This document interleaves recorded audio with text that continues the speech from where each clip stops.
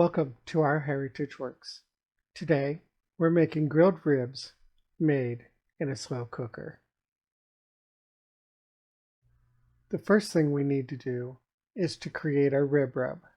We will be using salt, chili powder, garlic powder, brown sugar, onion powder, paprika, cumin, dry mustard, and some sort of hot pepper.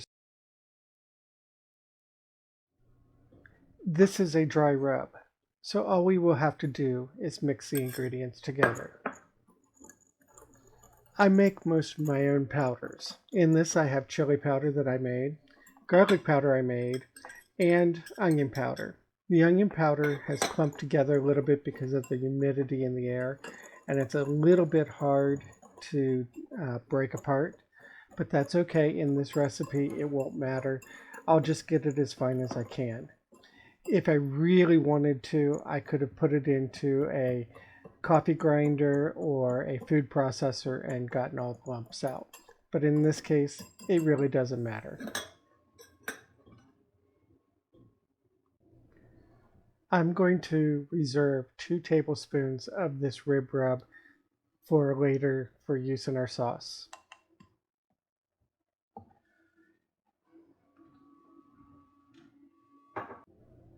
From the title, you'll notice that we are going to be cooking this in a slow cooker. Now, normally when you do slow cooking, you get a nice big pool of liquid in the bottom. And what we would end up with is just basically a stew. So what I'm going to do is I'm going to treat the ribs as if they're going on the grill. I'm going to generously apply the rub. I'm going to pat it in really well. And in order to get it to stick really well, I'm patting it dry, and I'm going to remove the membrane from the back.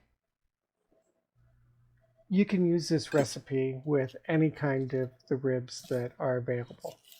Now, you can have ribs coming from down near the belly, or you can have them up closer to the spine. That's what these are.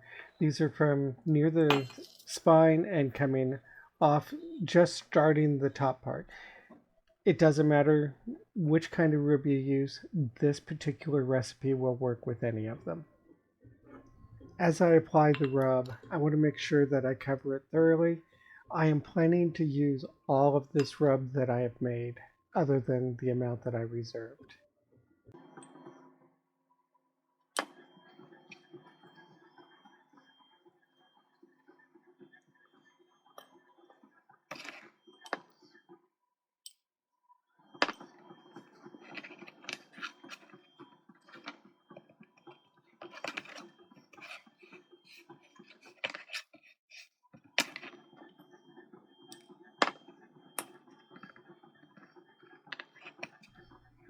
As I've been working this rub in, I've been also taking a look at the meat.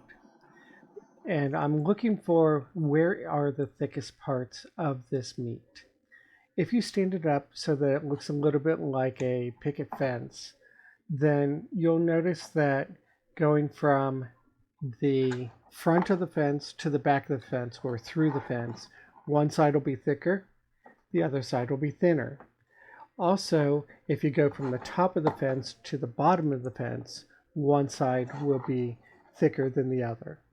And this will become important as we put it into the crock pot.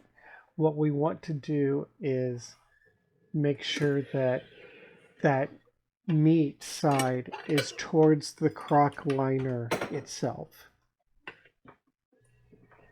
So as I get ready to put the meat into the crock pot, I'm going to double check again to make sure that I know where the thickest parts are. Again, the thick parts go to the outside and towards the bottom. If I had multiple racks of ribs, I could spiral them, kind of like on Wizard of Oz, Follow the Yellow Brick Road, how it spiraled around itself. You can do that and that would be just fine. You will want to cook these on low for about 7 hours with no liquid.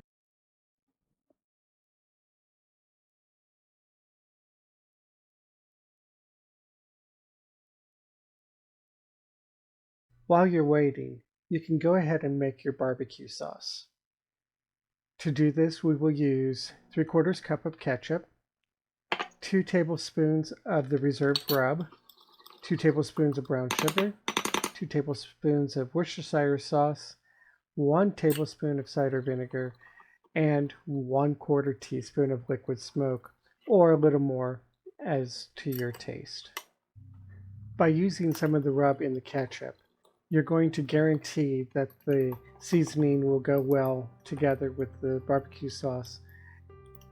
And just by changing the rub, you can change the whole flavor of the recipe. And you'll know that the rub, the seasoning that's in that, and your barbecue sauce will always go together. Once your meat has reached temperature, you'll notice that there's plenty of liquid inside the crock pot. That's just the fat that has rendered out, and so you didn't need to add any at the beginning. Now, if you've ever done anything like sous vide cooking, you'll know that it doesn't look the greatest when it first comes out. What we're going to do is coat this rack with our barbecue sauce that we've made. Then we're going to stick it under the broiler. We'll leave it there for about 3 to 4 minutes, just enough for it to get thick and nice and sticky. We'll put a second coat on, put it back under the broiler until it becomes the desired texture that you like on your ribs. And at this point, because of that liquid smoke that's in the barbecue sauce, you're going to think that this was done outside all day on a smoker, and that you've just slaved outside in the cold weather and you've stayed inside nice and toasty and warm the whole time. Even after just a few minutes under high on the broiler, the meat is already starting to look much better.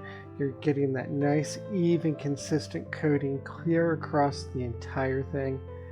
Again, we're going to put another coating of this barbecue sauce on, put it back under the broiler, and then put it about another 3 to 4 minutes, maybe up to 5 to 7, depending on how you like your ribs. This is looking beautiful to me, so I'm going to cut them and serve them.